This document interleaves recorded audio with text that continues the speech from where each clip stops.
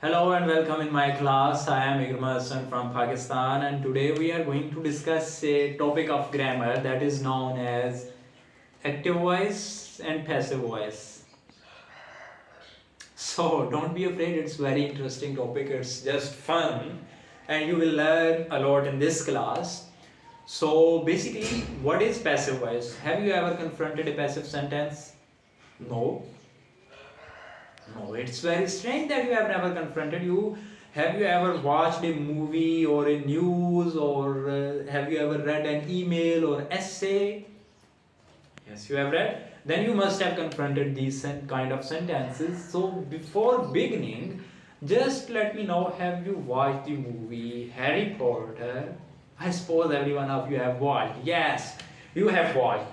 So I have collected some sentences of that movie in which the passive voice is used. So have a look at this. Murdered by Lord Voldemort. I can't let you out, Hedwig. We're not allowed to use magic outside of school. Hogwarts has been chosen to host a legendary event. What exactly happened to him? He was sent to Azkaban. So these are the sentences that I have collected from the movie. In these sentences, passive voice was used. What is passive voice? In which the in which the person or a subject who performs some activity or do some action is at the end of the sentence. So why the hell we do this? If we can communicate easily and effectively just by using active voice, then why the hell we need passive sentences? What is the reason? What is the purpose behind this? You have to consider it. For example, if I gave you a hoe, remember what is a hoe? We have used this in another session of ours. It's an instrument that is used to dig the soil. So if I gave you something like that, if I give you an instrument or a hammer, suppose, and I ask you to shatter a rock, will you do that? And without having a purpose? No, you will not do that. We need a purpose to perform something. So first of all, let me clear why we use passive sentences. First of all, when we don't know about the doer of his action, we use passive sentence. For example, we don't know who robbed this room.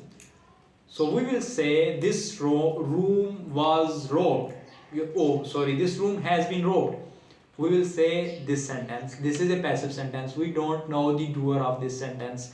So this is uttered in a passive voice. Okay. First of all, when we don't know the performer of the action. Secondly, we know the performer of the action, but we don't know to utter his name because it's yet under the suspicion, or it might be a bad manner to say things like that. Thirdly, we used to make our conversation a bit politer when we want to add some euphemistic element in our conversation. Don't you know the meaning of euphemism? Okay, euphemism means when you say something, you have two choices: to say it directly or to say it in a polite manner or indirectly. So euphemism was a term. Euphemism was a style that was introduced by John Lilly. So when we want to make our conversation more formal, when we want to make our conversation more polite, when we want to show sophistication in our style, we use passive voice. For example, you can come home and say to your mom, "Hey mama, what are you cooking?" So this is a way of conversation. This is an informal conversation, but it can be formalized by saying, "So what is being cooked by you, mom?" So this is a passive voice. Why we use passive voice? To make our conversation sweet, polite, sophisticated, more to present ourselves as a more good-mannered person. Have you ever written in an application that I request you, I order you, I ask you to do so? No.